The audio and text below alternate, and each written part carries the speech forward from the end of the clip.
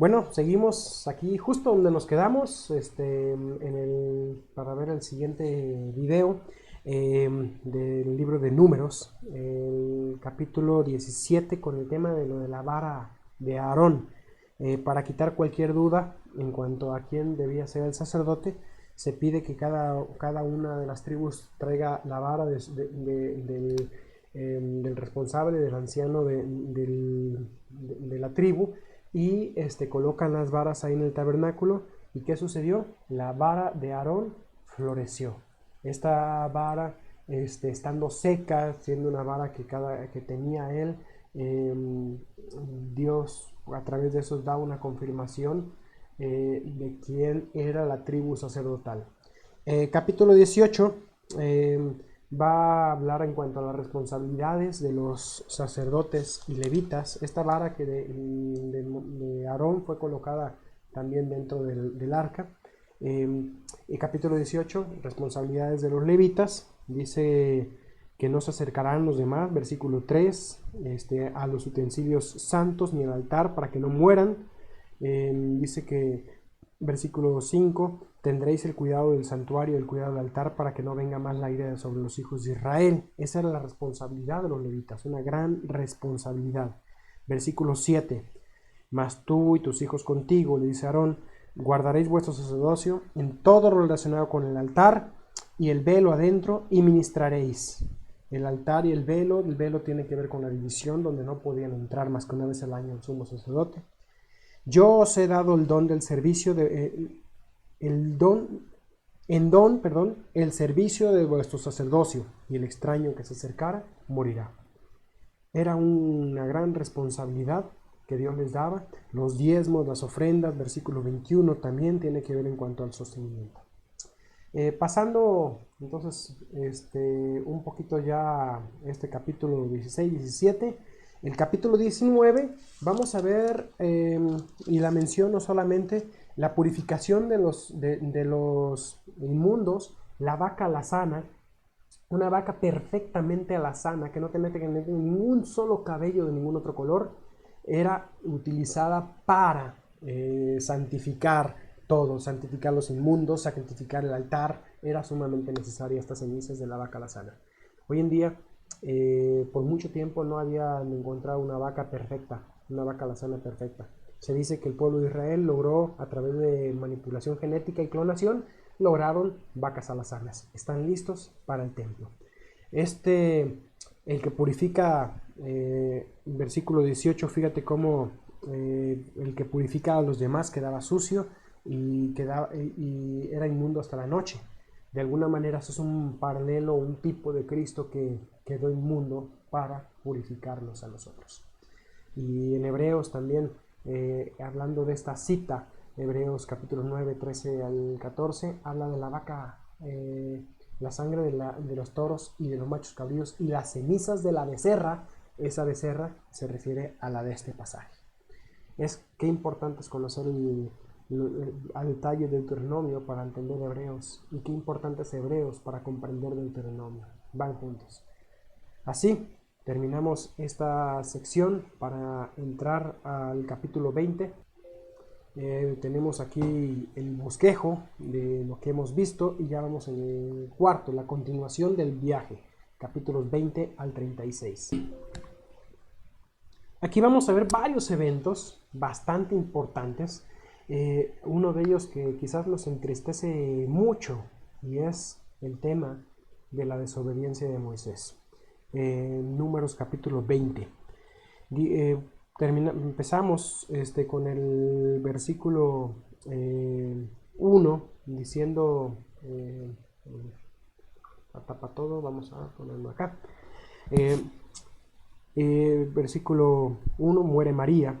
Y bueno, posteriormente de la muerte de María, que se menciona aquí, se junta la nación contra Moisés y contra Aarón. De nuevo, parece que no aprenden. Y hablaron diciendo, ojalá hubiéramos muerto cuando reaparecieron nuestros hermanos delante de Jehová. Se quejaron, en este caso, por agua, versículo 5, versículo 7. Y Jehová le dice a Moisés, toma la vara reúne la vara, bueno, toma la vara que él había utilizado, ya era su vara, y reúne la congregación, tú y tu hermano Aarón, y hablad a la peña en la vista de ellos, y ella dará su agua. ¿Qué tenía que hacer Moisés y Aarón? En este caso Moisés, hablarle a la roca. Moisés vino y dice, reunieron, versículo 10, a Moisés y Aarón, la congregación, delante de la peña. Moisés está enfurecido una vez más. Este hombre que se conoce como el varón manso, manso como no había ninguno, pero vaya que le tocó una nación difícil de llevar. Pero en esta ocasión estaba enfurecido. Y les dice, oíd ahora, rebeldes, os hemos de hacer salir agua de la peña. ¿Quién iba a hacer salir el agua de la peña? Aquí Moisés y Aarón, en este caso Moisés hablando, él está diciendo, vamos a tener que hacer que salga la peña. Entonces alzó Moisés su mano y golpeó la peña con la vara 2 veces. Y salieron muchas aguas. Y bebió la congregación y sus bestias y todos y bueno, aquí fíjate algo muy importante. Espérame tantito, ¿qué hice? No sé qué hice acá, la pasé. Ahí vamos. Finalmente, el milagro se realizó. La congregación puede haber visto el milagro y aplaudido a lo que había hecho aquí Moisés. Pero la congregación no sabía que Moisés había desobedecido. Se le había dicho en el versículo 8, hablad a la peña en vista de ellos. Recuerda el paralelo que cuando la primera vez que se le había, que la peña se le había golpeado, es un paralelo de la muerte de Cristo. Pero ahora no necesitamos nosotros que Cristo muera de nuevo. Ahora necesitamos nosotros acercarnos a Él y confesar nuestro pecado ante Él. Pero ellos, ¿qué habían hecho? Desobedecieron. Esto muchas veces nos habla también de la obra de Dios. En la obra de Dios hay veces que hacemos las cosas y funcionan. Y la gente, la congregación, la iglesia, puede pensar que la obra va adelante, pero no conocen el corazón del pastor. No están conociendo tu corazón, que eres un siervo. Y quizás tu obra. Vas y testificas y la gente se convierte, pero tú estás en pecado. Y sabes, eso pasó aquí con Moisés. Ante los ojos de la congregación, ellos habían hecho un gran milagro, habían hecho la obra de Dios y pudieron hasta ser aplaudidos. Pero ante los ojos de Dios, Moisés había fallado. Él había desobedecido y fue castigado duramente. Esto es lo que vamos a ver ahora. Dice, versículo 12, por cuanto no creísteis en mí para santificarme delante de los hijos de Israel, por tanto, no meteréis esta congregación en la tierra que os he dado. Y esto se conoce como las aguas de Meriba, las aguas de la rencilla. Repasando, para saciar nuestra sed espiritual, Cristo fue golpeado. Hoy solo debemos hablar. Esto muestra incredulidad de parte de Moisés, desafío, justificación. Dios puede bendecir nuestra desobediencia. A fin de cuentas, el milagro se realizó. Las multitudes recibieron lo que querían. El objetivo se logró, pero el fin no justifica los medios. Bien, seguimos entonces ahora con el capítulo 21, con el tema de la serpiente de bronce. Así entramos al capítulo 21. Bueno, antes menciono un par de eventos, no me lo menciono. Edom rehusó dar paso a Israel y la muerte de Aarón a los 123 años, según leemos Números 33-39. Dice, era Aarón de edad de 123 años cuando murió en el monte de Or. Aquí muere en el monte de Or y es sepultado. Y bueno, también tenemos un ataque del rey Arad cuando ataca a Israel. Esta es la victoria sobre Arad, es la primera victoria de esta nueva generación. Bueno, hasta ahí vamos a entrar ahora al tema de la serpiente de bronce. Números 21, versículo 4, vamos a leer. Dice, después partieron del monte de Or camino al Mar Rojo, y dice que se desanimó el pueblo, versículo 5, y para variar, pues hablaron contra Dios y contra Moisés. ¿Cuál fue la crítica? Dice, no hay pan ni agua, y nuestra alma tiene fastidio de este pan tan liviano, dice el versículo 5. Así, entonces, Fíjate una pequeña nota que tengo aquí en mi Biblia, me gustaría leerla. Dice, la impaciencia del pueblo lo llevó a blasfemar contra Dios, al rechazar a su siervo Moisés y a despreciar el pan del cielo. Este es el más amargo de todos los insultos contra el maná. Fíjate también en 11:7. Así como el ataque de Moisés a la roca fue mucho más de lo que parecía, el desprecio del pueblo por el pan celestial era más serio de lo que se podía pensar. Rechazar el maná del cielo era lo mismo que despreciar la gracia de Dios. Ahora el énfasis ha cambiado. Eran quejas antes contra Moisés y contra Aarón, ahora contra Dios y contra Moisés. Y bueno, el pecado trajo dolor, trajo muerte a la nación porque vinieron las serpientes. Así entonces conocemos la historia. Dios le pide a Moisés que haga una serpiente de bronce, y dice versículo 8, Jehová dijo a Moisés, haz una serpiente ardiente, una igual como esas mismas serpientes, y ponla sobre un asta, y cualquiera que fuere mordido y mirare a ella vivirá. Entonces el pecado trae dolor, trae muerte, pero la serpiente de bronce trajo salvación. Y esto es un tipo de nuestro Señor Jesucristo.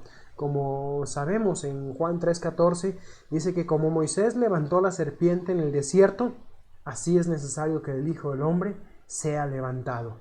Y sabes, también vemos cómo el Hijo del Hombre fue levantado. Es quizás algo inconcebible cómo una serpiente, símbolo del pecado, pueda representar a Cristo.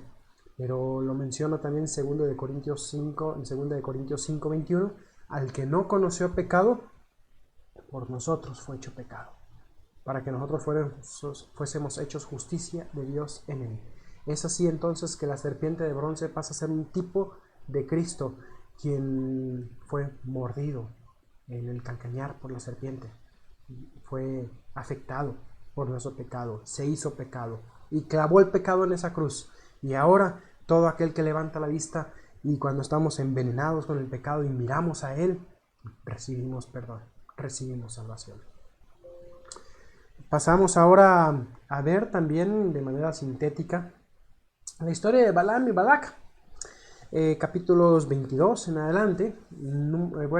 Balaam era un incrédulo, era un hombre que tenía amplio conocimiento de Jehová, pero aún así parecería que no lo conocía personalmente. Las profecías de Balaam se registran ahí en los capítulos 23, 24. Balac mandó a llamarlo porque tuvo miedo del pueblo de Israel, y sabiendo que él era un profeta, pues podría maldecir al pueblo de Israel. 4 veces Balaam comienza intentando maldecir a Israel, pero 4 veces termina bendiciéndolo. Podemos ver primero Pedro, en segunda carta de Pedro, capítulo 2, versículo 13 al 16, habla del camino de Balaam, y esto es la codicia. Dice al respecto, leo segunda de Pedro, capítulo 2, versículo 15, han dejado el camino recto y se han extraviado siguiendo el camino de Balaam, hijo de Beor, el cual amó el premio de la maldad. Vemos que Balaam quería ese premio, por eso intentaba nuevamente en otro lugar maldecir a Israel. Pero bueno, aquí el camino de Balaam es la codicia, una actitud del corazón. ¿Dónde estaba el tesoro de Balaam? No en obedecer a Dios, sino en el dinero. Él permitió ser sobornado, vendió sus convicciones y trató de negociar con Dios. Posteriormente también podemos encontrarnos aquí con el error de Balaam. En Judas 11 menciona, ay de ellos porque han seguido el camino de Caín, se lanzaron por lucro en el error de Balaam y perecieron en la contradicción de Coré. Aquí es lucrar con lo espiritual, el lucro, el hecho de poder tener algo a través de los beneficios espirituales que tengo, ya sea por una posición, ya sea por unas dones o capacidades, y usar los dones para beneficio personal y no para la gloria de Dios. Y en Números 21 encontramos aquí la doctrina de Balaam. En este caso, la doctrina de Balaam Números 25, 1, menciona un dato que tenemos que colocar aquí. Dice, moraba Israel en Sittim y el pueblo empezó a fornicar con las hijas de Moab.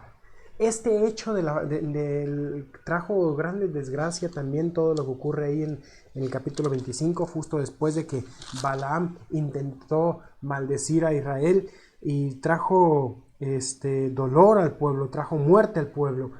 En Apocalipsis 22:14 menciona la doctrina de Balaam, y esta doctrina de Balaam fue por consejo de Balaam a Balac que hubiera mujeres que entraran al pueblo de Israel, mujeres que hicieron fornicar al pueblo de Israel.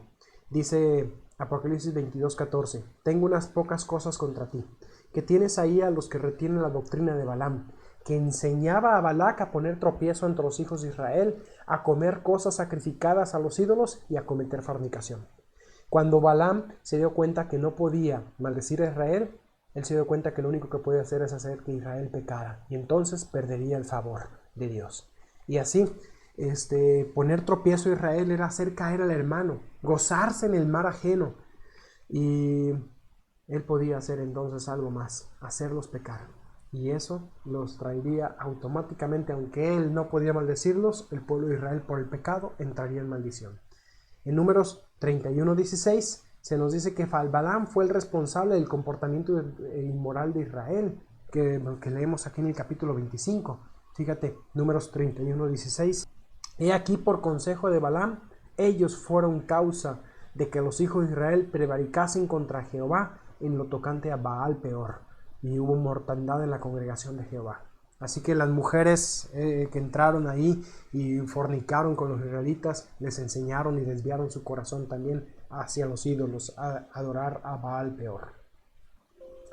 Y bueno, en cuanto a la historia de la Balaam y la burra, pues lo único que queda por decir aquí es que es una historia literal. Sería el segundo animal en la Biblia que vemos que habla. No es una fábula, es algo real. La serpiente allá en el huerto del Edén por obra de Satanás, y aquí la burra por obra de Dios mismo, que le reprendió a Balaam. Números 26 en adelante, lo que vamos a ver aquí es la preparación para la conquista. Primeramente un censo, y posteriormente aquí algunos aspectos en cuanto a la repartición de la tierra, la distribución de la tierra. Vemos cómo se establecen los territorios que iban a tener. Por ejemplo, bueno, aquí está la tierra. Yo en un momento les había dicho, Dan también está aquí encima de Judá. Era la tierra que le tocaba, pero no, finalmente tomaron la tierra hasta el norte, lo cual los expuso. Puede ser también que no tomaron lo que propiamente les correspondía a ellos. Muchas veces por falta de fe no conquistaban la tierra. Así vemos capítulo 26, capítulo 27, algunos aspectos en cuanto a lo que es la distribución de la tierra. Unas mujeres, también las hijas de Zelofead, que también se les asigna una tierra a ellas por no tener un hombre en la familia. Y posteriormente, capítulo 28 y capítulo 28 al 30, vamos a ver una serie de sacrificios y votos, las ofrendas. Algunas de ellas también ya se han mencionado algo al respecto en el Levítico. Ofrendas diarias, mensuales, las del domingo, perdón, las del sábado, el día de reposo, ofrendas de los días, fiestas solemnes. Y en el capítulo 31, bueno, avanzamos capítulo 30, algunos votos. Capítulo 31, la venganza contra Madián. Recordemos nosotros aquí a Madián, que había atacado a Israel por la retaguardia, había atacado a los enfermos, a los débiles, a aquellas personas que estaban indefensas para obtener botín. Y Madián por ello vino a ser un símbolo de la carne. Cuando atacan a Madián, entre ellos, fíjate el versículo 8, mataron también entre los muertos de ellos a los reyes de Madián. Aquí están los reyes, 5 reyes. También a Balaam, hijo de Beor, mataron a espada. Incluso al mismo profeta que había intentado maldecir al pueblo de Israel. Versículo 16 menciona la causa, ya lo habíamos leído, 31:16, que Balaam había aconsejado que fornicaran las hijas, bueno, las mujeres de Madián con Israel. Y ahora llegamos así hasta Números 32, con el establecimiento de Rubén y Gad. Cuando llegan ahí a la tierra, al borde de la tierra, Rubén y Gad miraron lo que ya tenían, miraron sus animales, y no miraron lo que Dios tenía para ellos. Y ellos eligieron quedarse de este lado del Jordán, o sea, no entrar a la tierra prometida. Eso, si bien les dio buenas tierras, más adelante los expuso porque fueron de las primeras naciones que desaparecieron, o las primeras tribus que desaparecieron por ser expuestas a los ataques. El río Jordán proveía una frontera natural. Así Rubén y Gad pidieron a Moisés esa tierra, renunciando a lo que Dios tenía para ellos. Y no, las consecuencias, pues, como digo, vienen en el futuro. Puede ser que el hecho de haber sido bendecidos y no haber sido impedidos en esto, hay veces que la bendición no es sinónimo de que Dios esté de acuerdo con eso. ¿Ok? Capítulo 32 habla de esto. Aquí vamos a ver algunos peligros que les llevó esta decisión a ellos. Algunos de ellos fueron, por ejemplo, mucho tiempo separados de su familia. Tuvieron sus familias lejos del tabernáculo. Sus ganados y posesiones serían un estorbo a la guerra, y eso les impidió ver que Dios tenía mejores cosas para ellos. A veces los bienes materiales, los negocios de este mundo nos impiden involucrarnos y entrar completamente al plan que Dios tiene para nosotros. Eso fue lo que le pasó aquí a Rubén y a Gad. Ellos fueron más expuestos a la idolatría, a los ataques, y desaparecieron esas tribus. Capítulo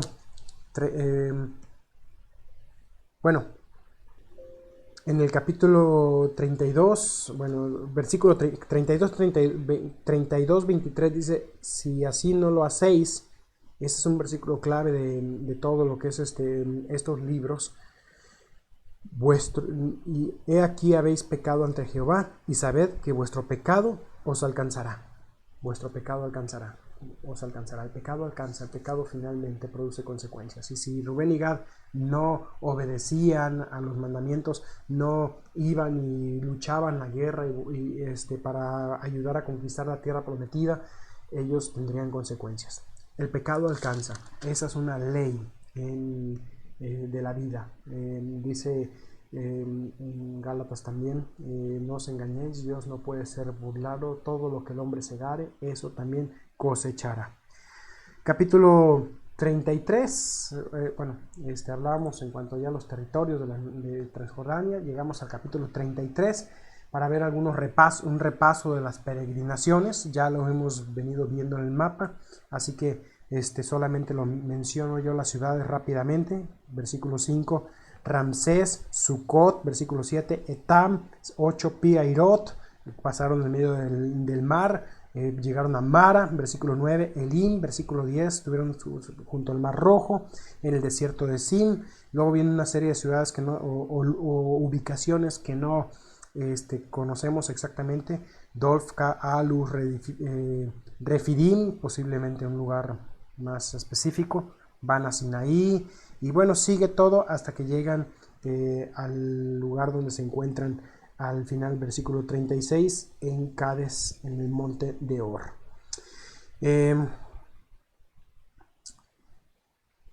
Versículo 48, campos de Moab, acampan junto al Jordán, y aquí están a punto de entrar a la tierra prometida, para que siga después Deuteronomio. Y bueno, capítulos 34 hasta el 36, algunos aspectos que anticipan la ubicación. Entre ellas, por ejemplo, se definen lo que son las ciudades de refugio, ciudades donde cualquier persona que cometiera un asesinato imprudencial, no premeditado, podía huir y tener un refugio. Esas ciudades era proveer un lugar contra crímenes de pena de muerte. Dice aquí, tenía como sus raíces la tirantez entre la acostumbrada ley tribal o la venganza que obligaba a cualquier pariente a vengar la sangre del pariente, y la ley civil que podía darles un derecho también. Entonces se le da derecho a los acusados.